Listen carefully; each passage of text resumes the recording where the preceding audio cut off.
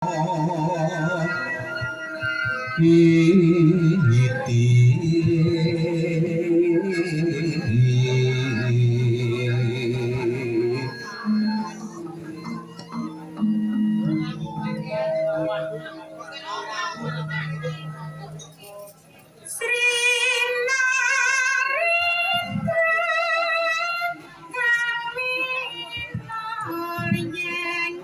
jaga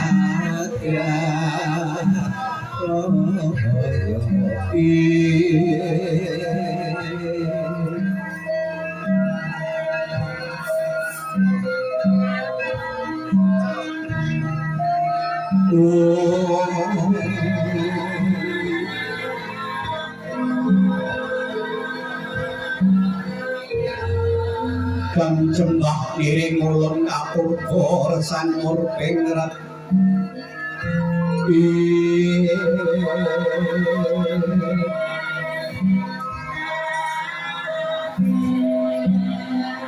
usahyaning mangsa kala dumawaing kudrat panenggih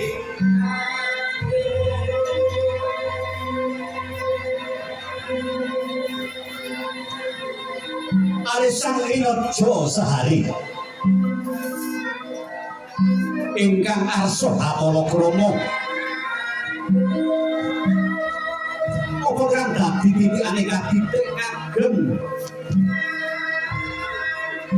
cunduk mentul belum malang sinemekan cekar melati rinonce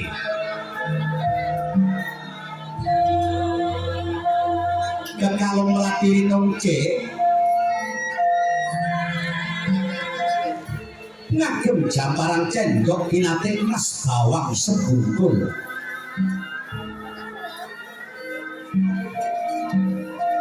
yen to kena soroting Sang Hyang Surya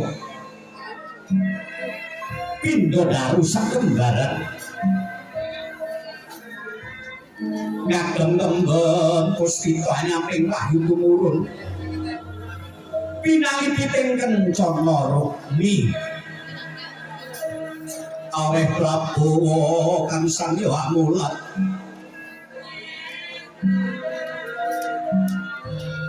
kawis ratak rambut minggah siki hinggil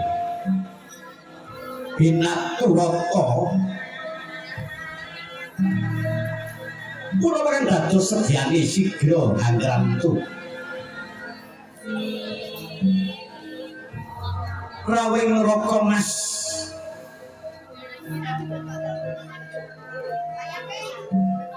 Muhammad Hasan Al-Hutami apa to kang dadi palengganipun kasur rabut pramadani kongas gandane arum gandane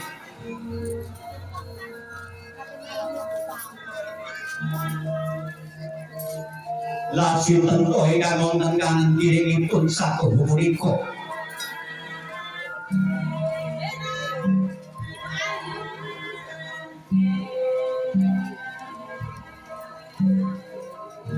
satu pun putri Dumas Kiren Kinayo Angasta Sekar Parijata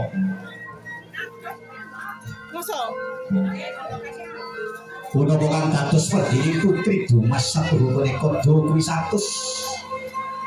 Mas sekawan dosa sekawan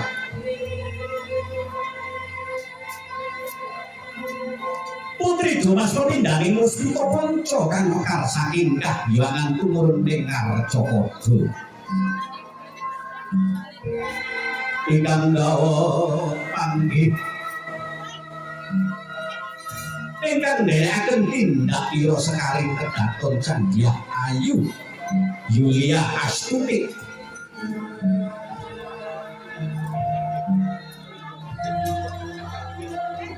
saweneh wonten satuhu Dodandang linungce kang amengku pralambita kadho punika ingkang warni putih anuduhake tetukulan anuduhake patos utawi hamengku prampita risan pinanganten raja Sedalu kedah kagungan marakan sarwa resik putih boten ban cindhe ban oyok satu menika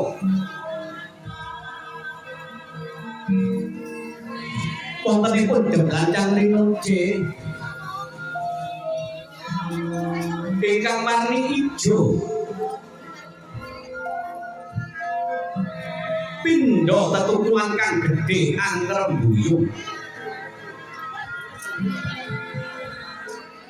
pracacat amengku prampita risak pinanganten kakung angrembuyunga dados pepayung budi rahayu sagunging keluarga ugi sampun wontenipun deblancang rinunci ingkang manyabrit pindha mukir kawelager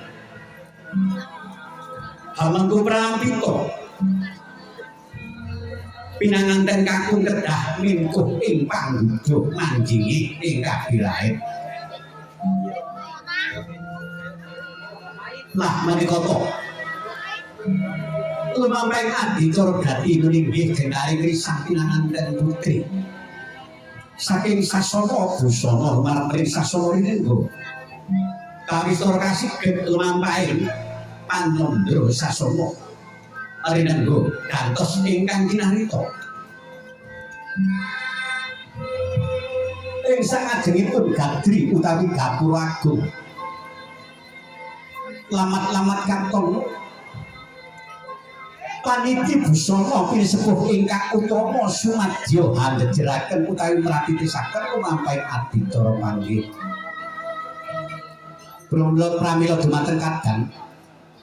hanuwun gunging pangaksama nuwun gunging pangestu mugi kanthi sesanti hayu kalih ing sambe kala matur nuwun.